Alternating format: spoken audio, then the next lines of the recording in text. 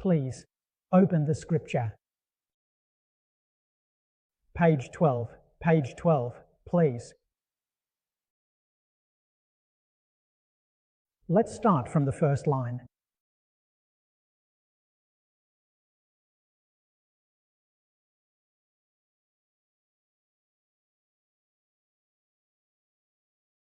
Wisdom is vast, deep as the sea. The mind is pure, free from worldly troubles, surpassing the boundless, without deficiency, attaining enlightenment, ultimately at peace. Last time, we talked up to this point. Continue to look. Ignorance, greed, and anger are all eternally absent or completely overcome, the three past attractions.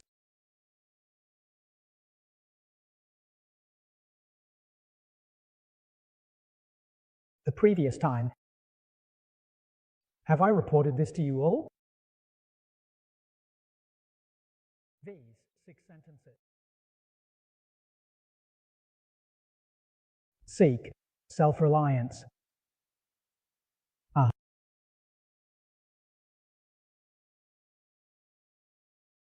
Bodhisattva Dharmakara gave us a demonstration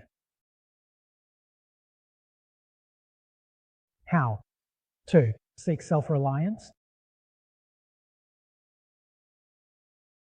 Through achieving self-reliance, only then can you benefit others. In 6 sentences. Wisdom is foremost. With concentration, I summarize this meaning.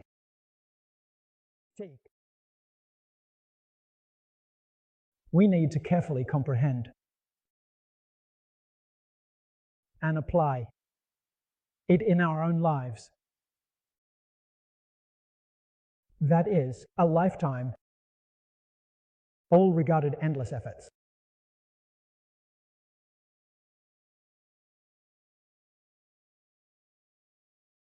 Whether it is an academic institution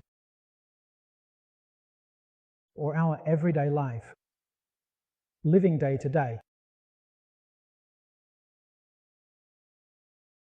If there is no wisdom. In Buddhism, it is said, it is easy to create karma.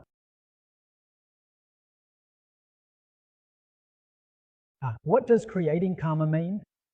Even oneself can't figure it.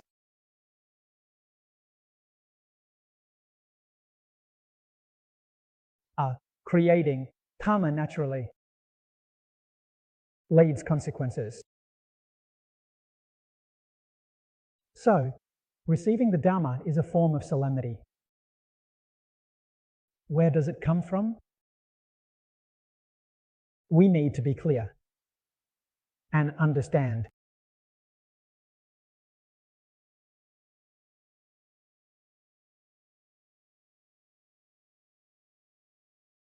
Only then will we know which ones are the genuine reasons, which benefits are not genuine. Buddhism on truth and falsehood. It has a very simple definition. If in this lifetime we gain blessings and benefits, in the next life we won't be able to get them.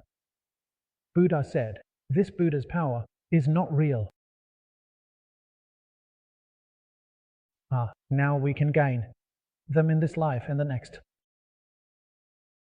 Queen, in every lifetime one can gain blessings. Buddha said, this Buddha's power is real.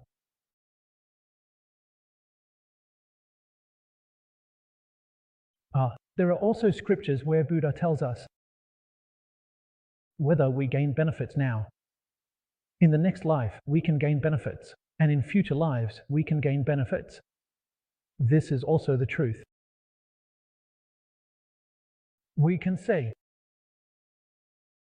all Buddhas and Bodhisattvas. What they tell us can be considered long-term benefits and not temporary, not short-lived. Temporary and short-lived benefits, as the Buddhas and Bodhisattvas tell us, are false. But long-term benefits must be built on the foundation of wisdom.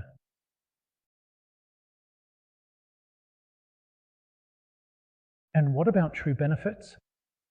It's just as mentioned earlier. Where does the worldly path ultimately lead to enlightenment?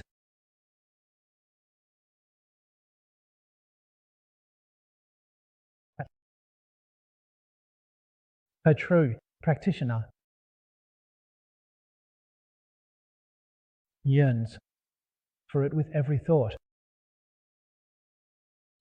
What they aspire to. However, why can't they achieve it? One reason is insufficient wisdom.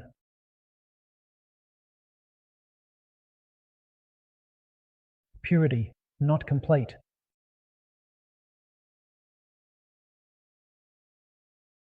The Buddha tells us in the Amitabha Sutra, it is not possible to be born in the Pure Land with little good roots, blessings, and conditions. So if we use this standard to speak, good roots, blessings, and conditions are lacking. If good roots and conditions are sufficient, then the ultimate path to enlightenment is achieved.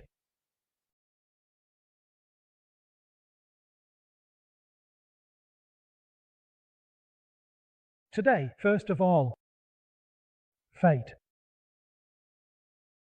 It is truly rare to encounter. When fate is complete, the question is, do we have good roots and blessings? What are good roots? In these 6 phrases, the first one is good roots. The following 2 phrases are blessings.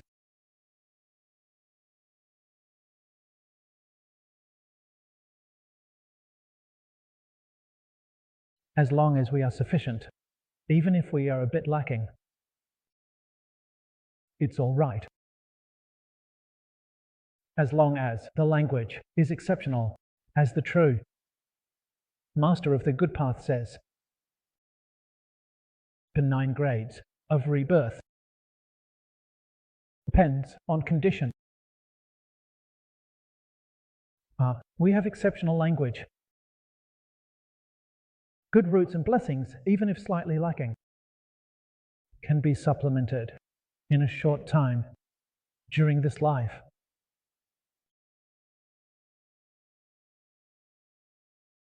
This situation, since ancient times, we are on the path of the Pure Land Immortals. In the records of rebirth, we see many examples. So it can be supplemented.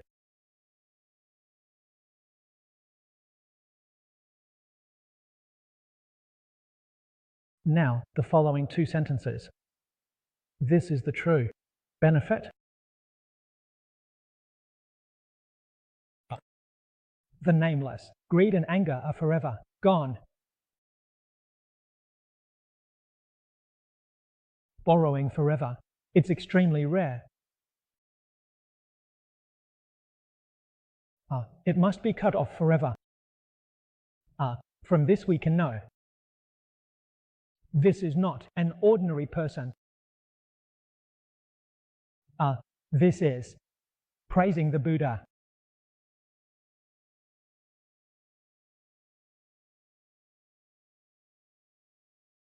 Frankness is seeing and thinking afflictions.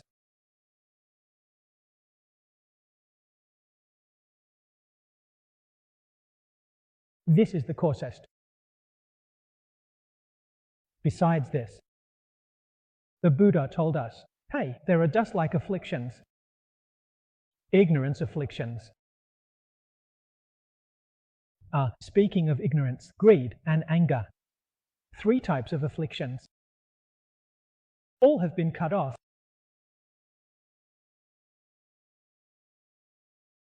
It's not easy.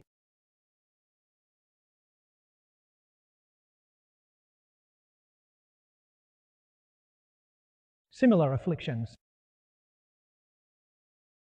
One must have concentration to be able to support. As mentioned in the Diamond Sutra, it says how to subdue the Buddhas. Time limit. Focus is key.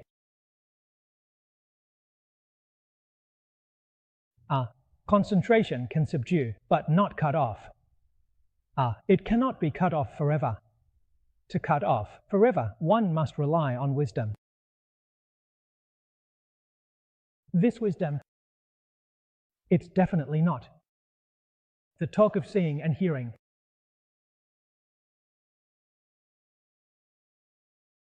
We hear sutras,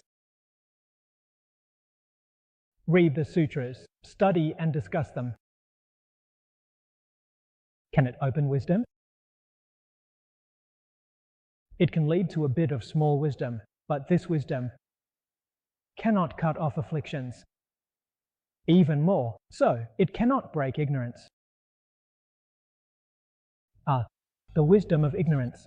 This wisdom that breaks ignorance. There's self-confidence, prajna, wisdom.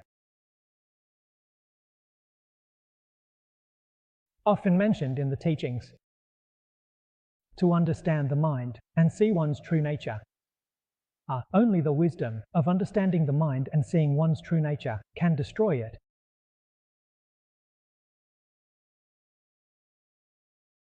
Discussing it. It's easy, but doing it, that's hard.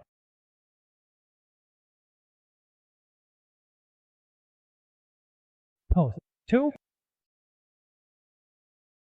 Start. In other words, how should we learn? Where do we start learning from?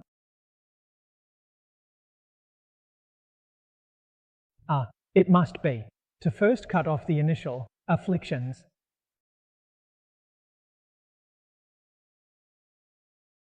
Initially, it's the afflictions of views. Afflictions of views in today's terms.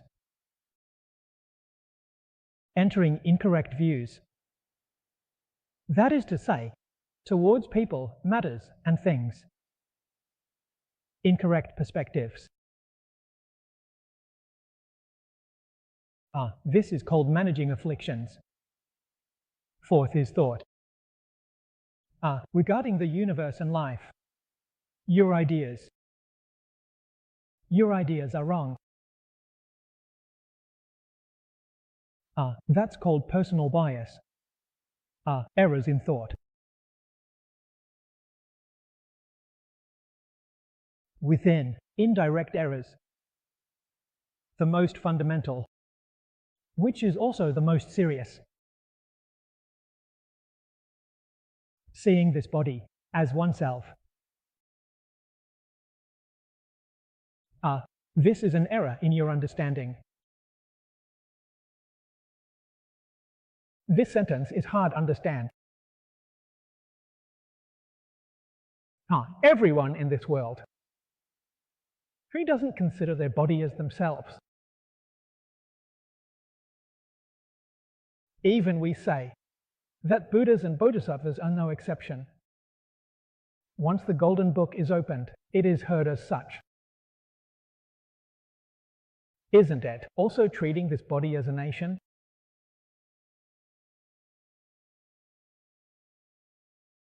This involves some principles.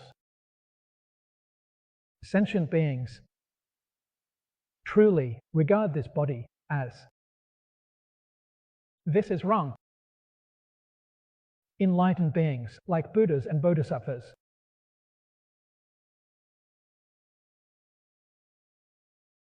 can also go along with all sentient beings. You say this thing is us, then I go along with you. This life. Doesn't that make exchanging opinions easier? This is called speaking in accordance with sentient beings. Do they have awareness in their hearts? No. Truly, they don't have this kind of thing.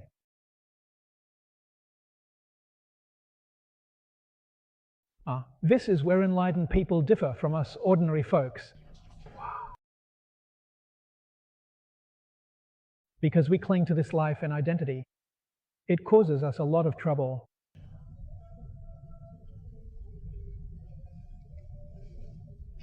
So, we start having thoughts and intentions. We need to take care of this body, take care of myself. Think about it. A thought of selfishness and self-interest arises. It originates from this place. Not only do I need to take care of myself, but also what belongs to me. What I call mine, what I consider to have. Close relatives. My family.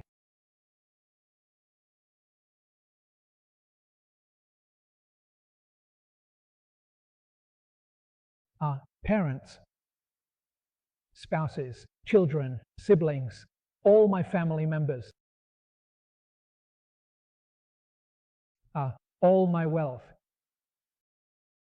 And all my status. There is so much that I consider mine. What I say is attached to me. Busy with this every day. Creating karma for these things every day.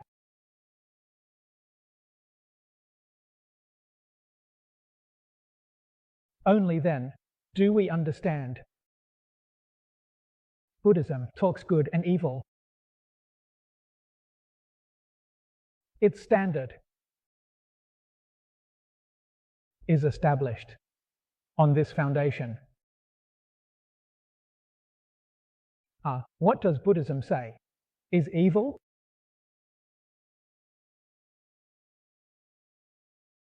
For myself. What is good? Doing for others is good. In our thoughts and actions, everything can be for all beings. For others, what do I say this is? Wholeheartedly for myself. This time. Only then do we fully comprehend the teachings of the World-Honored One.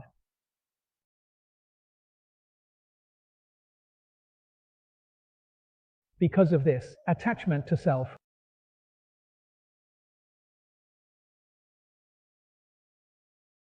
this manifests the realm of the 6 paths of reincarnation. So the 6 paths and the 10 Dharma realms are not real. In the Buddhist scriptures, it is said that all appearances are illusory.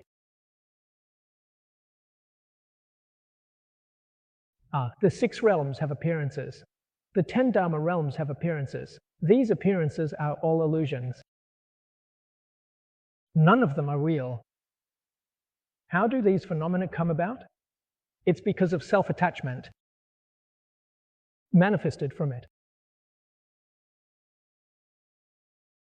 If one day you manage to achieve a 50-50 balance, congrats to you. Woo moo, 6 realms wine is gone.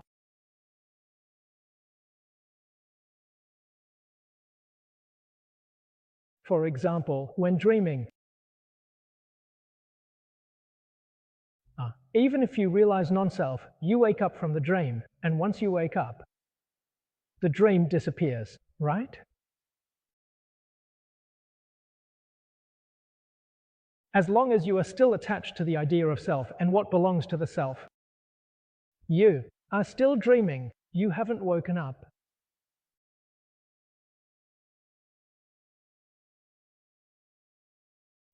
So the cycle of 6 realms is manifested from delusional thoughts and attachments. When attachment's gone, the 6 realms will no longer exist, but you still have delusions and distinctions. What is it like at that point? The Buddha tells us that it is the 4 holy realms within the 10 Dharma realms. This state is approaching the so-called Ruvaka, Pratyekabhata, Bodhisattva, and Buddha. This state will manifest. There are differences in progression. This is due to the varying degrees of your attachment. Your attachments have degrees. If your focus on distinctions is strong, you are a Vivaka or Pratyekabhata. If your focus on distinctions is clear, you are a Bodhisattva or Buddha. If you no longer make any distinctions at all, then you have transcended the 3 realms and the 10 Dharma realms. Exiting 10 Dharma realms is becoming a Buddha. Becoming a Buddha is not yet complete.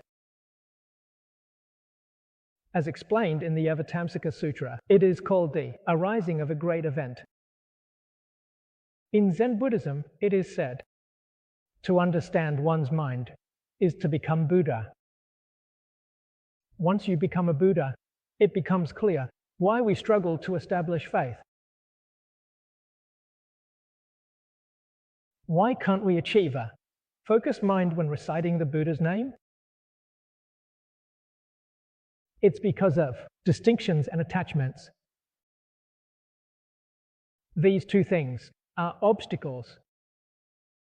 Attachments are the obstacles of afflictions. Distinctions are the obstacles of knowledge. These 2 obstacles block our true nature. They prevent us from calming the mind. The inability to achieve a focused mind starts here.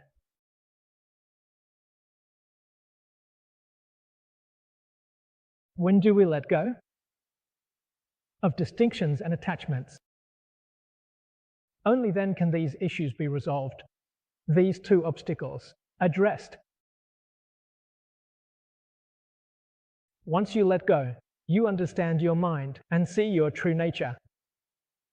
For those who recite the Buddha's name, you achieve a focused mind. This is the status, as described in the Avatamsaka Sutra, the status of a beginner bodhisattva. The Avatamsaka Sutra is words. Breaking through a layer of ignorance and realizing a part of the Dharma body. This is it, becoming a Buddha. As mentioned earlier, thus becoming a Buddha is not complete. No, ultimately, why is that? It's because of delusions, and delusions are what is referred to here as ignorance. Ignorance is delusion. Ignorance is just like that, still haven't figured it out. Because you haven't figured it out, you start having delusions. Once you've figured everything out, of course, you won't have any delusions. What is this ignorance talking about? It says, the root of self-confidence in the universe. Haven't figured. This incident triggered everything. He understands it much better than us. How could we compare to him?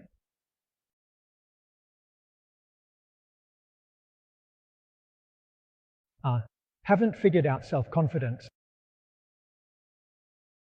The essence and function of self-confidence. He can earn some, but it's not perfect. The ancient metaphor is quite good. He compares the moon at night to cheating. The moon on the third or fourth day. This month, it's just a crescent. It also has light. That's real moonlight, not fake.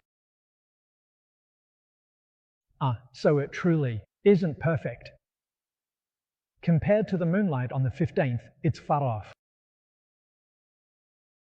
So, the language teaches that the bodhisattvas of the first, second, and third stages are like a crescent moon. The first month is about conquest. Realizing one's nature and becoming a Buddha is being a true Buddha, yet not perfect. His ignorance needs to be gradually broken. Ignorance also varies in thickness. The Avatamsaka Sutra sets out 41 stages.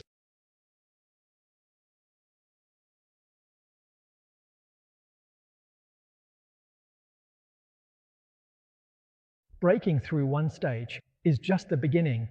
For the initial bodhisattvas, there are still 40 stages to go. It still requires gradual cultivation. Breaking through one stage at a time. All 41 stages of ignorance are completely shattered. This is what is called the complete eradication of ignorance, greed, and anger. It's been resolved. What level of attainment is this? The original teaching's restoration. The ultimate and perfect fruition of Buddhahood. What is Buddhahood? Buddha, the realm is within ourselves. In Zen, it's said to be the original face before one's parents were born. This is exactly what the World-Honored One set out in the Avatamsaka and Prachyekabuddha teachings. All sentient beings are inherently Buddhas. In other words, becoming a Buddha is nothing else. It's merely restoring your original face. The great sutras often say that perfect enlightenment returns to having nothing to attain. When you become a Buddha, don't think you've attained something new. What you attain is entirely what was inherently complete within your true nature. It's absolutely not that. There's something outside of your true nature to be gained, is there? What you attain is the innate ability, an essence of your true nature. From this we can understand. The role of a teacher in Buddhism is simply to help you restore the virtues of your true nature.